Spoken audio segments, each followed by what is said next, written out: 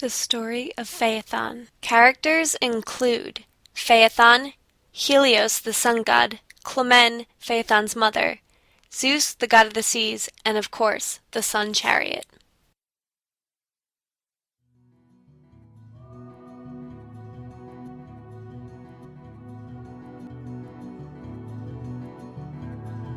A long, long time ago, on planet Earth, a young boy named Phaethon was heckled by his classmates. He was made fun of because he told his classmates that Helios, the sun god, was his father. His classmates laughed at him, which made Phaethon very angry. The next day at school, Clemen, Phaethon's mother, picked him up. Phaethon asked, "Mother, is it true? Is Helios really my father?" They came to the bottom of Mount Olympus. She said, "Phaethon, go figure it out for yourself." The boy began to climb the mountain until he reached the tippy top. There, Phaethon came face to face with the sun god's golden palace. He had never seen such a radiant place. It sparkled from every angle. The boy walked through the palace's golden doors as he pranced eagerly past the season gods to get to Helios's throne. "What brought you here?" Helios asked. Phaethon spoke quietly. I wish to know if you were my father or not." Helios replied, "Clemen told you the truth.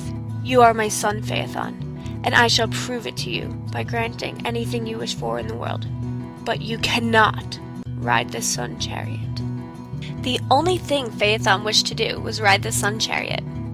He wanted to feel a rush. He wanted to feel powerful. Phaethon asked his father, "Please, all I wish for is to ride your chariot." Helios did not think this was a good idea. He thought it was dangerous, and was skeptical about allowing such a young boy to drive it. After a lot of begging, Phaethon finally convinced his father to allow him to ride the Sun Chariot. Helios instructed him how to handle the chariot. "Do not whip the horses, because they will accelerate on their own. Hold on to their rings to keep them in control, Phaethon. And lastly, do not fly too close to the earth. You will scorch it with the fiery flames of the chariot." Helios told Phaethon that he would face beasts throughout his ride. First the bull, the scorpion, then the crab, and lastly, the serpent. Phaethon was having the time of his life. "Woohoo!" he exclaimed as he survived all the beasts. While he was celebrating, he quickly learned that he had woken the serpent up from its sleep with the chariot's fiery flames. The huge serpent hissed at Phaethon viciously and soon began to attack. Phaethon quickly began weaving in and out of planet, trying to escape the serpent.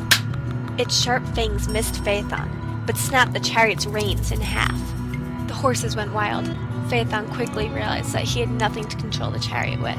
Before he could think of a plan to gain control, the chariot came too close to the earth, burning everything. The tallest mountains were the first to go.